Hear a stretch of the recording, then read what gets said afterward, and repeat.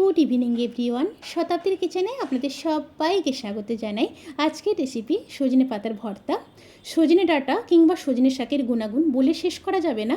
এই সজনে পাতার মধ্যে ভিটামিন সি, এ, ক্যালসিয়াম, পটাশিয়াম, প্রোটিন প্রভৃতি ভিটামিন থেকেই থাকে। শুধু তাই নয়, সুগার এবং প্রেশার কন্ট্রোল করতেও সাহায্য করে। সজনে পাতা সপ্তাহে 1 থেকে 2 বার অবশ্যই খাওয়া উচিত, আমাদের শরীরের জন্য ভীষণই উপকারী। তাহলে চলুন শুরু করা যাক আজকের এই সহজ এবং সুন্দর রেসিপি। এই রেসিপির ক্ষেত্রে সজনের ডাল থেকে পাতাগুলোকে নিয়ে নেব। এখানে শুধুমাত্র পাতাই ব্যবহার করা হবে।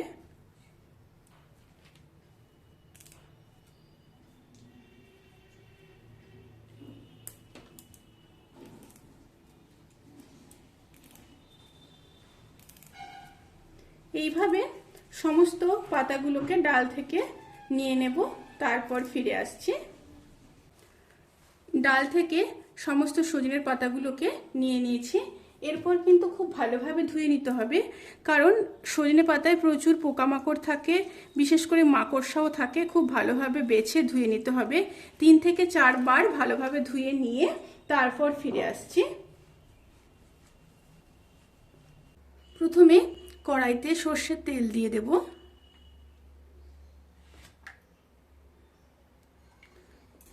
সাথে দিয়ে দেব একটা শুকনো লঙ্কা, আর দিয়ে দেব হাফ চামচ কালো জিরে।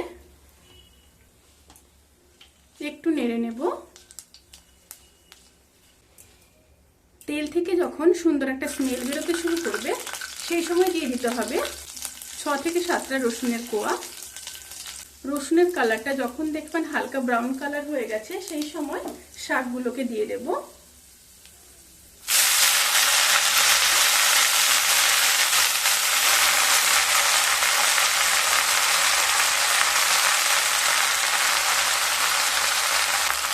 এবার একটু নেড়ে নেব। সিমটাকে এই সময় লো টু মিডিয়ামে রাখবেন। আর দিয়ে দেব পরিমাণ মতো লবণ, আর দিয়ে দেব হাফ চামচ হলুদ গুঁড়ো। লবণ আর হলুদ দেওয়ার পরে আবারও খুব ভালোভাবে মিশিয়ে নিতে হবে।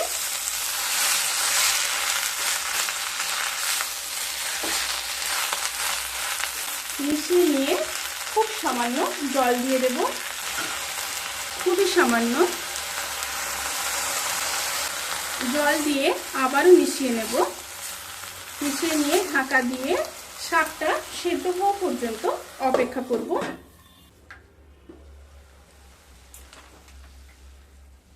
শাকগুলো খুব সুন্দরভাবে ভাজা হয়ে গেছে এবং সেদ্ধও হয়ে গেছে।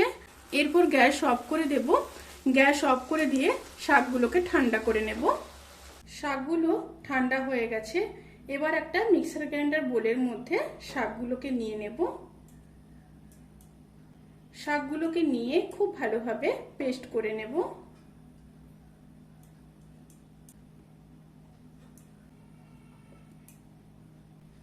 পেস্ট কিন্তু হয়ে গেছে।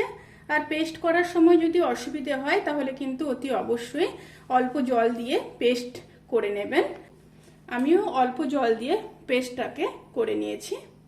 এবার কড়াইতে আবারও কিছুটা সর্ষের তেল দিয়ে দেব। তেলের মধ্যে ঠিক একইভাবে একটা শুকনো লঙ্কা দিয়ে দিলাম, আর দিয়ে দেব হাফ চামচ কালো জিরে। তেল থেকে যখন সুন্দর একটা স্মেল বেরোতে শুরু করবে, সেই সময় দিয়ে দেব কেটে রাখা পেঁয়াজ। এখানে আমি মিডিয়াম সাইজের 2টো পেঁয়াজ ব্যবহার করেছি।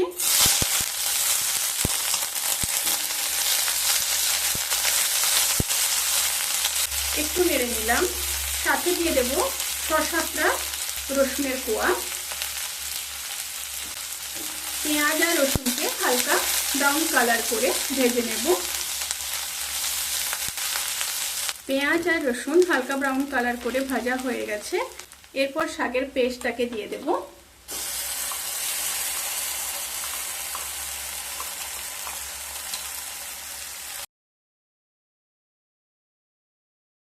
শাকের পেস্ট দিয়ে পেঁয়াজের সাথে খুব ভালোভাবে মিশিয়ে নিতে হবে।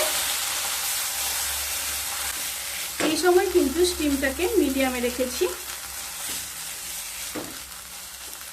শাকের পেস্টটাকে দিয়ে 5 থেকে 7 মিনিট মিডিয়াম স্টিমে খুব ভালোভাবে রান্না করে নিতে হবে। শাকের ভর্তা কিন্তু প্রায় হয়ে এসছে। এবার ওপর থেকে 1 চামচ চিনি দিয়ে দেব, অবশ্যই দিতে হবে। আর দিয়ে দেব 2টো কাঁচা লঙ্কা। এটা অপশনাল, আপনারা চাইলে দিতে পারেন, তা না হলে স্কিপ করতে পারেন। আবারও খুব ভালোভাবে মিশিয়ে নিচ্ছি। এবার নামানোর আগে ওপর থেকে খুব সামান্য সর্ষের তেল দেব, অবশ্যই দিতে হবে ওপর থেকে। সর্ষের তেল দিয়ে আবারও ভালোভাবে মিশিয়ে নেব। এরপর ভর্তাটাকে সার্ভ করে দেব।